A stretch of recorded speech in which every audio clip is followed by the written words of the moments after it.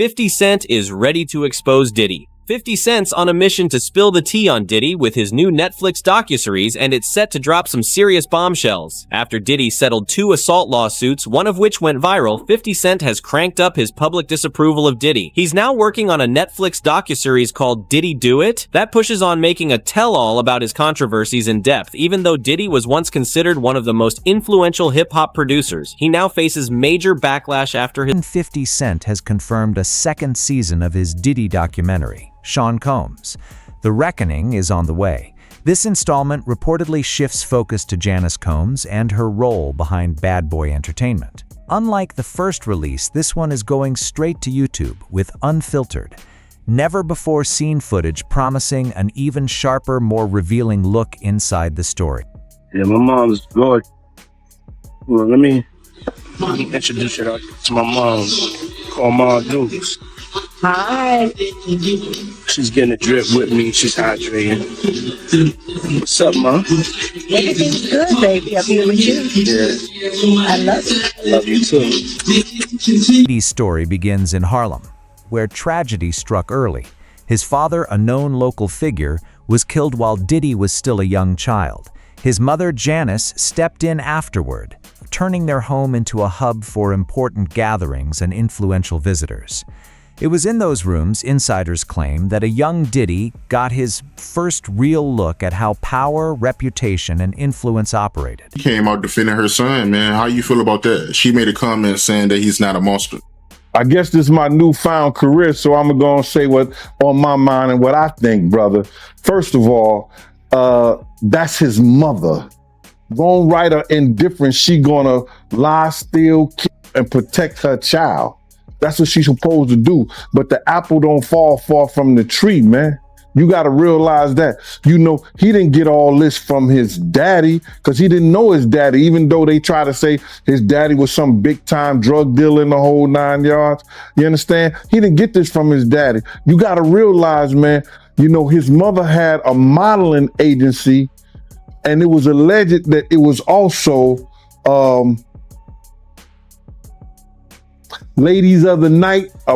According to the documentary, Janice was ambitious from the start, using her connections to secure her standing in Harlem. After her husband's death, Fledglia focused her energy on shaping her son's path alongside her own rise. Their living room reportedly became a stage where a young Diddy would perform and absorb attention, an early education, sources suggest, in presence, influence, and the spotlight. Diddy mother might be the originator of the freak-offs. All right, so tomorrow Peacock is dropping. According to the Rolling Stone, the doc features an alleged childhood friend of Puff's, hip-hop producer Tim Dog Patterson. He alleged that Janice, Diddy's mom, would often throw parties at Diddy's childhood home. He says that during the parties, it wasn't uncommon to walk into rooms where adults was having sex. I mean, that was just their normal. And the doc, when talking about the parties, Tim says, verbatim, "That's what we were privy to. This was what we were fed." More intense picture of Diddy's upbringing emerges as insiders describe Janice's influence as calculated. Sources, including Gene Deal, allege her guidance shaped him early to command attention and understand influence, lessons they claim later fueled his rise in the music industry. These remain claims from the documentary and have not been independently verified. Could take her palms and bend over and put them down on the floor. Not bend over, but she could stand straight up and put her palms on the floor, bruh.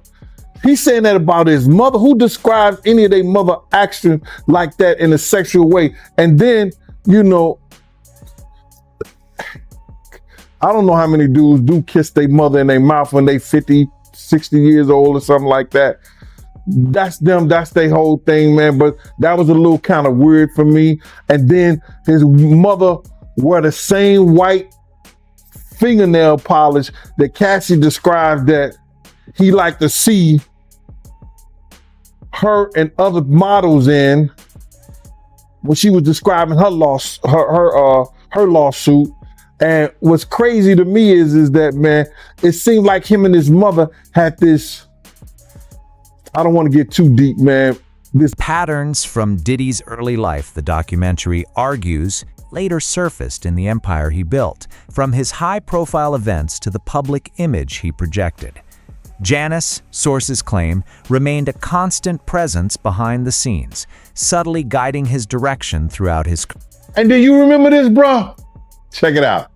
People tell off on themselves so much, man, and I don't understand when people don't catch it.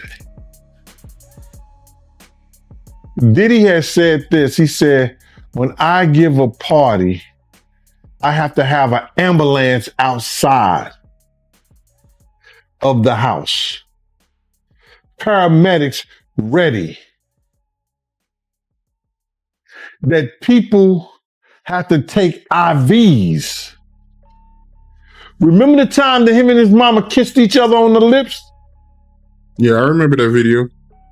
Do you remember that both of them was getting an IV at the same time? Yeah, I did notice that, yep. That's from the Diddy freak off party. And I'm going to say allegedly. So let me ask you this. You knowing her at one point, you knowing her personally, is she the kind of person that, you know, will be a part of a freak off or no? I think that she liked to party and she partied with young people. She's always been like that.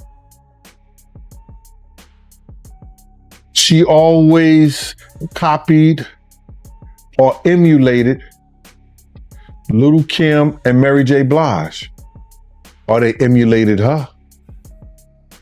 The blonde hair, the nails, the high boots, the age-appropriate, inappropriate. Deal points to an intense bond between Diddy and his mother. After his father's death, he alleges Janice placed him in the position of man of the house, handing him heavy responsibility at a young age. Over time, he claims her influence extended into his social life, public image, and major decisions. Is physical or mental with a mother and a son. So I'm looking at his mother and him on the couch, and both of them are getting IVs after one of the Diddy parties. Allegedly. I'm gonna say allegedly because I wasn't there and I didn't know, but they showed them both getting IVs on the couch. So my whole thing about this thing is that I'm not saying that she was ever at a freak off. She was ever at that type of party. But you can't tell me Miss Janice Combs, who was always at the regular parties, didn't know nothing about the freak off. Cassie has reportedly described unusual patterns within Diddy's household, pointing to Janice's influence as touching nearly every part of his life, from distinct family routines to strict traditions that, sources say, created an intense environment shaping him in ways few outsiders understood. Like, Yeah, with the blonde hair and and all of that. I mean, somebody really? asked a question, what kind of man puts his hands on his mother? The same kind of man that parties with his mom, the same kind of man who kisses his mom in the mouth, the same kind of man who seems to have accurate knowledge that his elderly mother can put both of her hands, her palms on the floor and while she's standing up, bent over. Oh, damn, I ain't seen that one. Oh. You never seen the Instagram video where he was talking about how his mom was still young and spry and how she still liked the party and how they was getting a IV drip? Oh.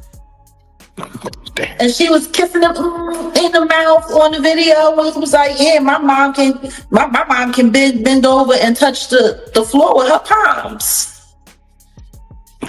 It's a very, very, very weird relationship. Sources describe a childhood marked by chaos and heavy influence. Even as a boy, insiders claim Janice ran a constant social hub out of their home. Observers reportedly saw it as an open secret, and in that setting, the documentary suggests Diddy learned early lessons in control, structure, and PowerPoint. With her, I mean, they alleging that she was, having freak-offs. I spoke to a man, Mr. Brown, who used to go to the freak offs. And this guy lives in Georgia right now. And he told me that he was a stick-up kid back in the day. And one time he had robbed one of their spots. And he went back and he had got the money and gave them their money back and everything like that. And he knew Miss Combs and he knew about her and her freak-offs and everything like that. We had always thought that she had a modeling agency, but it wasn't a modeling agency. It was more of a brothel that she ran for high-profile drug dealers and athletes. You could tell by I could tell that Miss Combs at the time, and actually saw her like young guys. She came at me a couple of times back in my heyday, before the extra 75 pounds back then. And the reason I left Bad Boy wasn't only because of her advances, it's because I got tired of a lot of the... Janice has denied the documentary's claims. It's worth noting these remain allegations, and neither she nor Diddy has pursued legal action against 50 Cent or Netflix over them, though the absence of a lawsuit is not confirmation of any claim's accuracy, and both parties are entitled to the presumption of... About the Netflix documentary, Sean Combs' The Reckoning. In a statement to Deadline, she said, "These inaccuracies regarding my son Sean's upbringing and family life are intentionally done to mislead viewers and to further harm our reputation." She also maintains she was not an abusive parent and says that Diddy never slapped her, as previously stated. The documentary alleges Janice taught Diddy the business side of the industry, and while he served as the public face of Bad Boy, claims suggest key assets remained under her control. Footage reportedly shows her managing the label's finances, with Diddy signing key documents in a way sources describe as designed to protect assets. Though this framing comes from the documentary sources and hasn't been independently confirmed. I think it's Diddy. It's Janice Combs. Janice Combs is Bad Boy. Man, you don't actually sign to Diddy. His name is on a dotted line, but you actually sign it to Janice Combs. Did he ever tell you why that is, or do you understand? Now that I'm older, I know exactly what it is. It's a paper trail, so nothing can come bite me. If you come for me, you ain't coming for me. I ain't got nothing. This raises a question the documentary poses directly. Why did Janice retain ownership while Diddy ran the label day to day? In December 1991, Diddy hosted a celebrity charity basketball game at City College of New York, where a crowd surge led to a stampede that tragically killed 9 people. Facing lawsuits from victims' families, the documentary suggests this incident may explain why asset control stayed with Janice going forward. In 2010s, Diddy was really prospering, music, business, fashion. And one of the things that he had said, what he alleged in the documentary, and again, this is an allegation from him, was that the name Bad Boy Entertainment, Combs's name was not really involved in that on the corporate side. And one of the things he's saying is the reason for that was to avoid having to pay any liability from, the devastating basketball game that had happened in the early 90s, where he was the subject of wrongful death lawsuits because of the multiple deaths that had occurred as a result of that basketball game that Diddy was behind organizing. So that was really, surprising to hear. Yeah, that was a big allegation, because the families of the victims killed in that stampede, it was horrible. We're talking about December 28th, 1991. Combs, fellow rapper Heavy D, they hosted this charity basketball game. The game took place at the gymnasium of the City College of New York. And according to the New York Daily News, before the basketball game started, people who weren't let inside, they broke a window, swarmed toward the entrance of the gym, all went down a staircase. The doors at the bottom of those stairs open towards the stairs, not towards the gym.